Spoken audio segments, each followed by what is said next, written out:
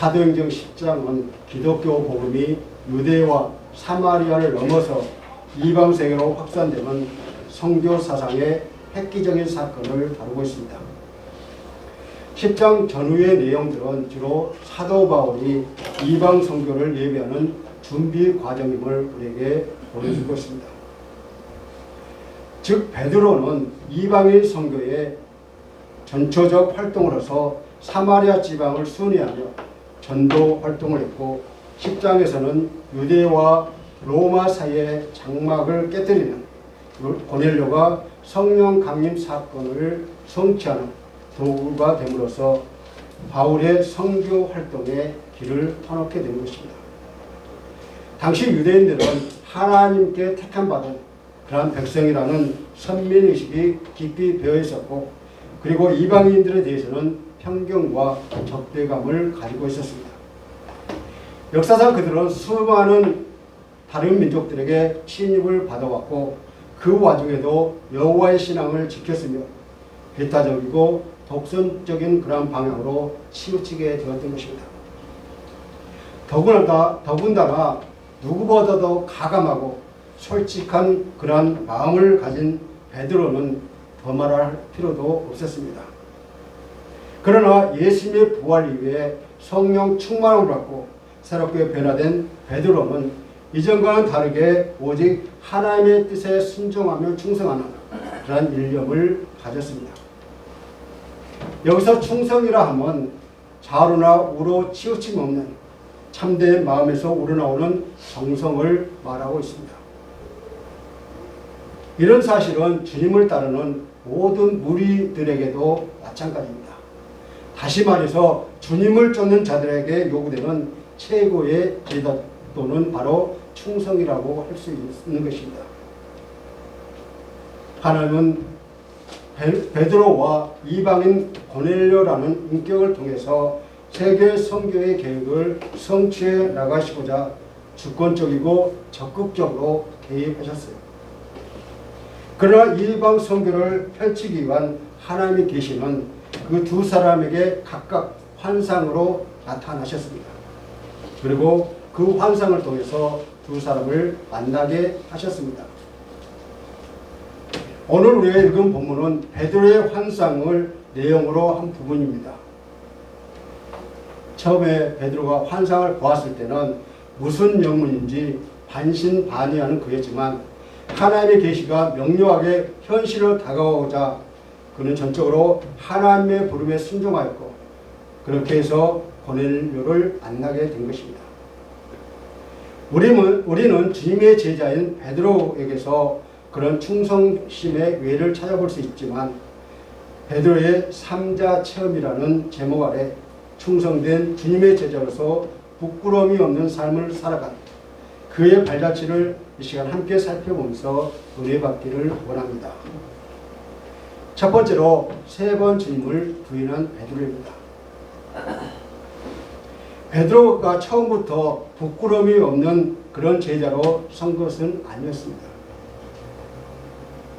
그가 위대한 복음의 사역자로 성장하기까지는 쓰디쓴 과거의 경험이 있었으나 내가 주를 쫓겠노라 라고 호언장담한 그 말을 그가 세 번 주님을 부인했던 것입니다.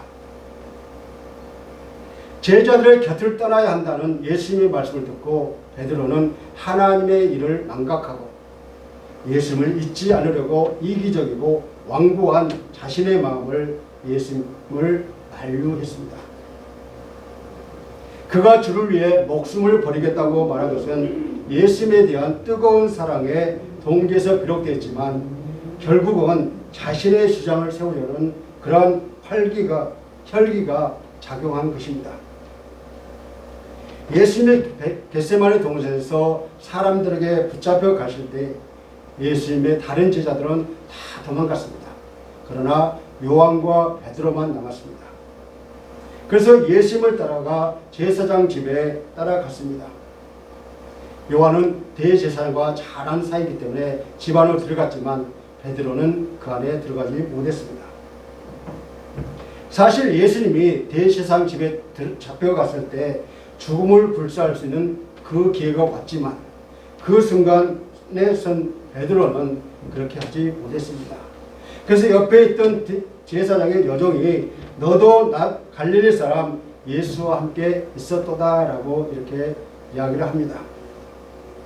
그럴 때 베드로는 모든 사람 앞에서 부인하여 가로되 나는 내가 무슨 말을 하는지 도무지 알지 못하겠노라 라고 부인을 했습니다. 이번에는 다른 여종이 베드로를 보더니 이 사람은 나사렛 예수와 함께 있었도다 라고 또 이야기를 할 때 베드로가 맹세하고 부인하여 이르되 나는 그 사람을 알지 못하노라 라고 이렇게 부인을 또 했습니다. 조금 후에 곁에 있었던 사람들이 베드로에게 너도 진실로 그 도당이라 내 말씀과 너를 표명한다 라고 이렇게 말하자 궁지에 몰린 베드로는 부인하는 강도를 더 높여서 저주하며 맹세하여 이르되 나는 그 사람을 알지 못하노라 라고 또 부인을 했습니다. 이렇게 거듭 3번을 반복해서 나는 그 사람을 알지 못한다라고 그렇게 부인하면서 그런 눈앞에 닥친 자신의 위기의 순간을 넘기기는 했습니다만 이로써 베드로는 가룟 유다와 함께 주님을 배반한 자가 되었던 것입니다.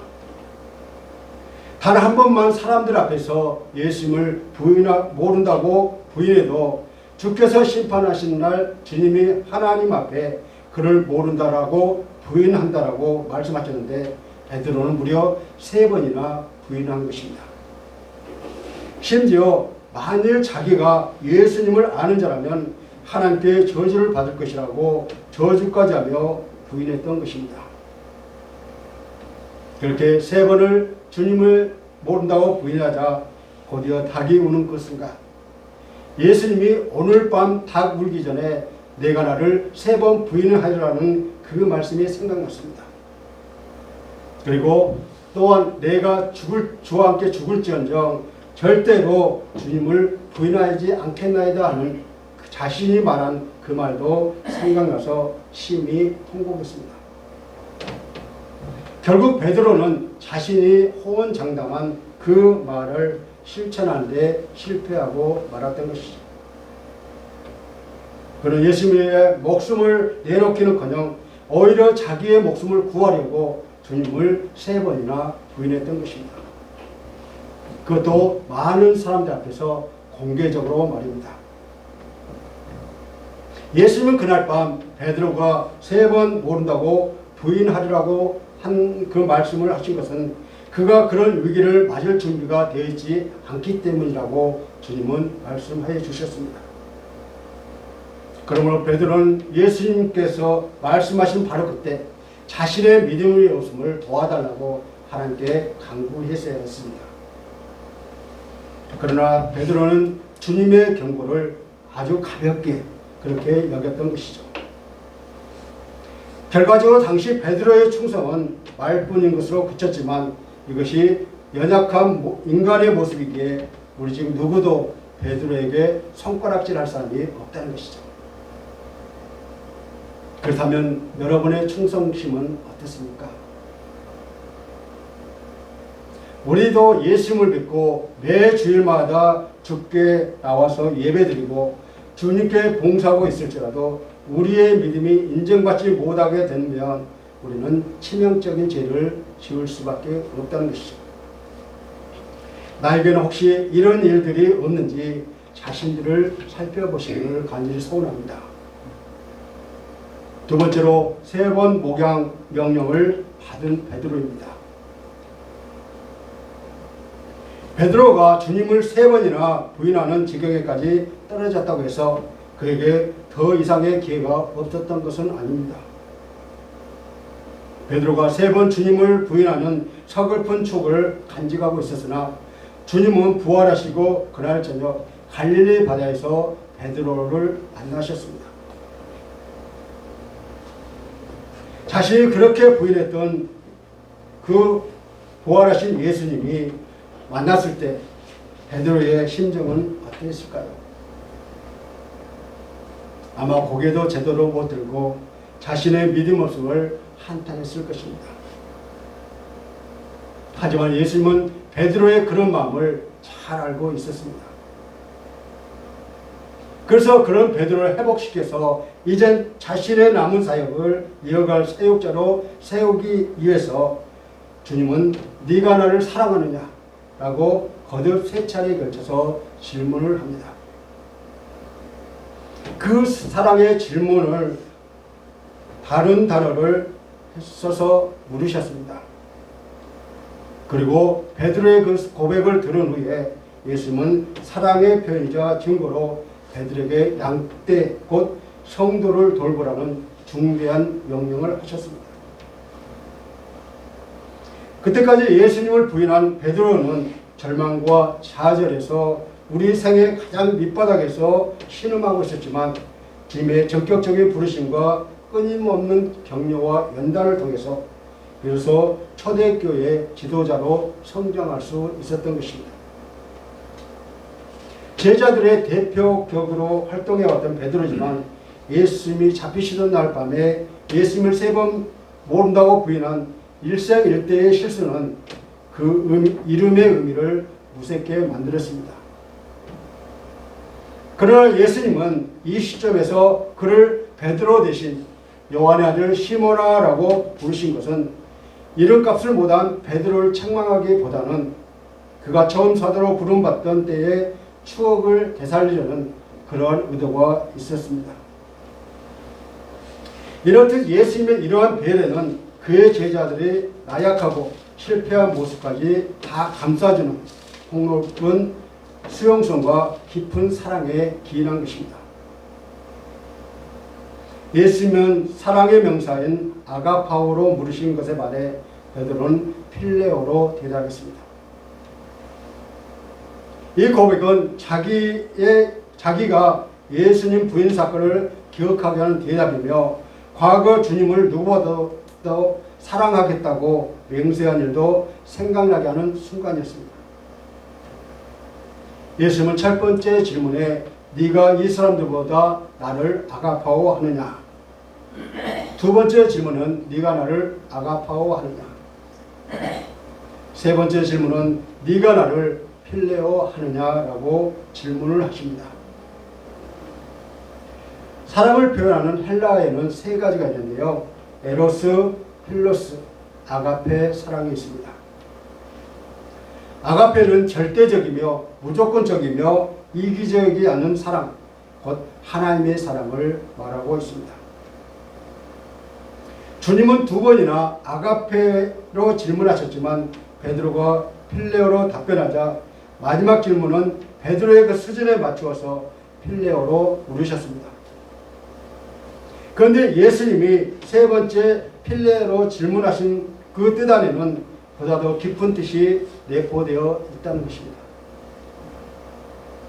그것은 이제 베드로가 변화를 받아 예수님이 질문하신 그 아가페의 그 대답을 할 수 있는 깊은 의미가 그 질문 안에 들어가 있다는 것입니다.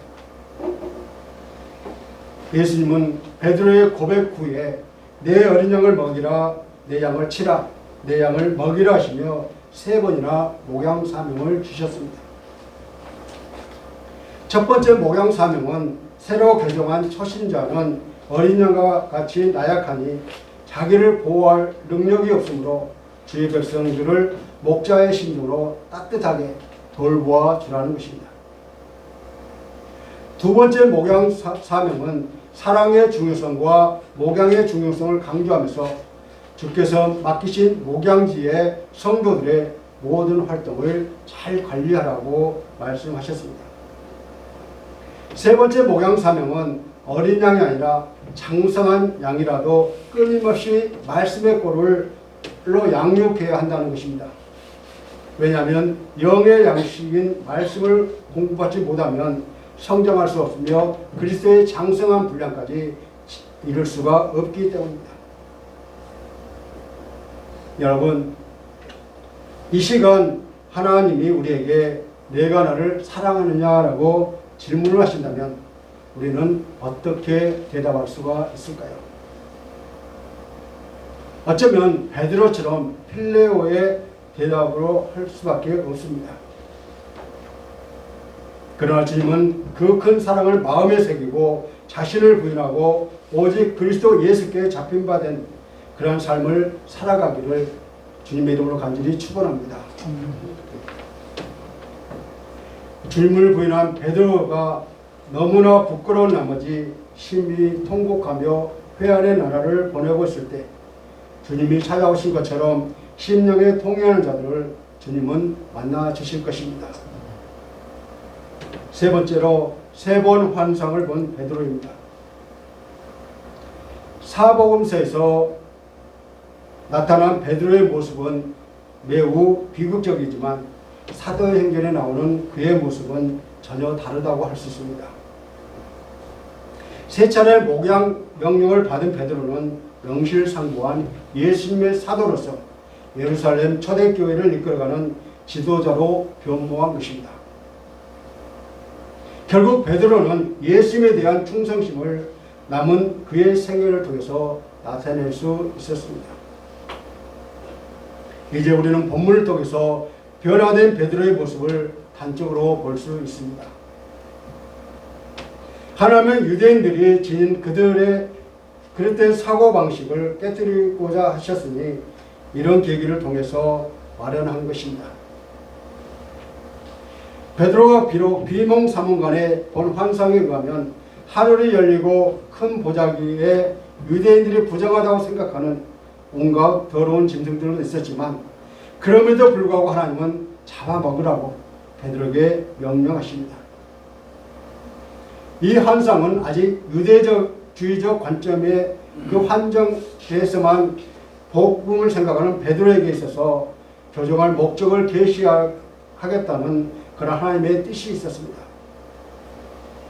그러나 이 명령은 베드로에게 너무나 뜻밖의 명령이었습니다. 그래서 그는 환상을 본 후에 그 의미를 깨닫지 못하고 속으로 의심을 했던 것이죠. 왜냐하면 베드로의 이해는 유대교적 관점에서 벗어나지 못했기 때문입니다. 그는 일찍부터 레위기 11장에 규정된 불결한 동물들을 먹지 않았기 때문에 먹기를 거부했던 것입니다.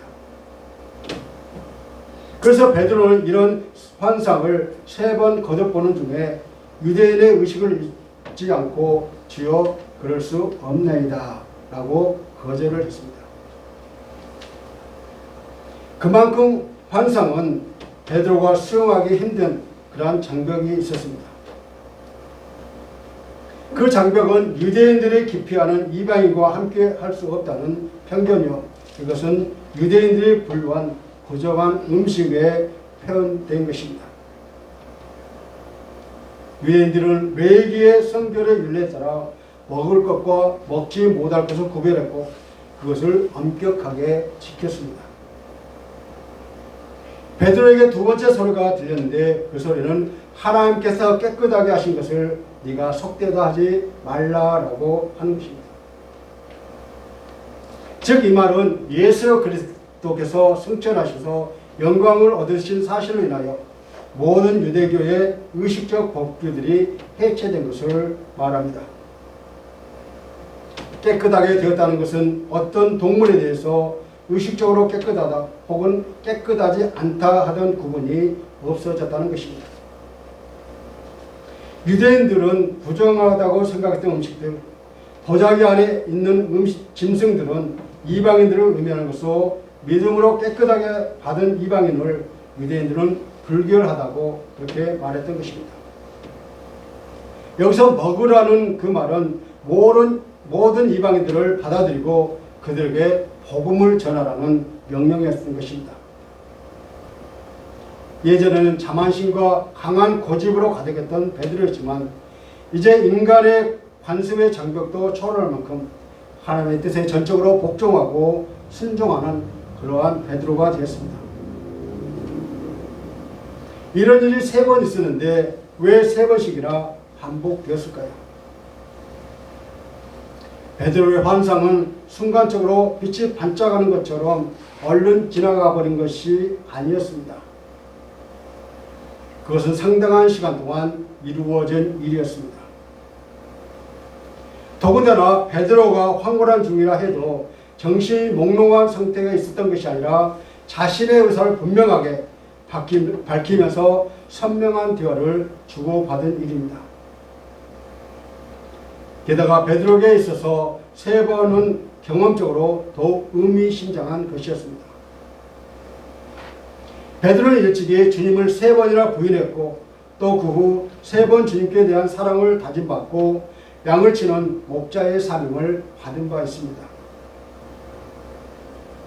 이처럼 막혀있던 이방 선교에 물꼬를 트는 계기가 된 베드로의 환상은 하나님의 계획으로 베드로와 유사한 배타주의적인 사고방식에 젖어 있었던 예루살렘의 기독교인들의 시각을 교정하는 강력한 증거가 되었습니다. 그렇습니다. 하나님은 이렇게 확실하신 분이십니다. 그러므로 우리가 하나님을 전적으로 의지하기만 하고 믿기만 하면 우리 인생도 확실히 책임져 주시고 우리가 맡기기만 하면 하나님은 우리의 문제도 해결해 주실 줄 믿습니다.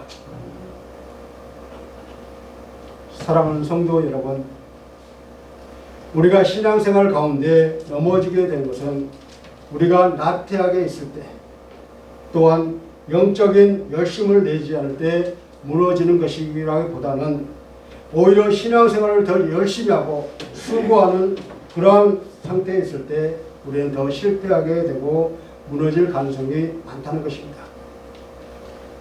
베드로가 그랬습니다. 더군다나 그가 예수님을 모른다고 부인을 했다고 하는 것은 너무나도 충격적입니다. 그러나 예수님은 자신을 세 번이나 부인한 베드로의 연약함을 사랑으로 감싸주시며 다시 세 번 자신을 사랑한지 물어보시고 영혼 구원의 사명을 주셨습니다. 후에 예수님은 베드로에게 환상을 통해서 이방 선교의 사명을 주시고 복음 증거에 있어서 대상이 차별 없음을 깨닫게 하셨습니다. 여러분, 우리가 신앙생활을 하면서 주님만을 사랑하고 주님이 가장 최고의 위치에 있다고 생각한다면 우리가 넘어지지 않을 것인데 내가 살아있고 내가 있다고 한다면 결국 넘어질 수밖에 없습니다. 그러므로 선질로 생각하는 자는 넘어질까 조심하라고 주님은 말씀하셨습니다. 아무리 믿음이 뛰어난 사람이라 할지라도 기도 없이 이겨낼 수 있는 장사는 아무도 없기 때문입니다. 말과 행동에 주의력 결핍이 있어 보이던 베드로가 그의 완전한 사람으로 바뀌어서 그 어떤 제자보다도 권위 있는 사도가 되었듯이 우리도 베드로처럼 하나님의 섭리를 복종하고자 할 때 하나님께서 우리를 들어 쓰실 줄 믿습니다. 말씀 맺겠습니다. 우리는 오늘 베드로의 3자 체험이라는 제목으로 세 번을 부인한 베드로, 세 번 주님께서 주신 오강명령을 받은 베드로, 세 번 환상을 본 베드로를 우리는 만났습니다. 베드로가 누굽니까? 그는 주님을 향해서 주는 그리스도시요 살아계신 하나님이십니다 라고 고백했던 사람입니다. 베드로는 예수님이 하시는 모든 그 기적들을 다 목격했던 사람입니다. 하지만 무엇보다도 베드로가 무너져버린 이유가 있다고 한다면 그것은 주님보다 내가 더 소중했기 때문이라는 것입니다. 나에게 있어서 가장 중요한 것이 무엇입니까? 그것이 바로 우리의 우상이 될 것인데 주님보다도 내 목숨을 더 소중하게 생각하는 그 순간 우리는 실패할 수밖에 없다는 것이죠. 진정한 그리스도는 주님을 부인하지 않을 것입니다. 나는 죽고 예수로 사는 자에게는 주님이 주시는 사명을 잘 감당할 수 있는 지혜와 능력을 부어주실 것입니다. 그리고 자신의 편견을 내놓고 하나님의 뜻을 영접하고 그리스도 안에서 언제나 열린 생각과 열린 마음으로 이웃에게 복음을 전하기를 부끄러워하지 않는 삶을 산다면 이것이야말로 하나님께 영광을 돌리는 삶이 아닐까요? 이런 은혜가 저와 여러분에게 함께 하시기를 주님의 이름으로 간절히 축원합니다. 이 시간 나는 진정 주님의 말씀에 순종하는 자인지 잠시 묵상하시겠습니다.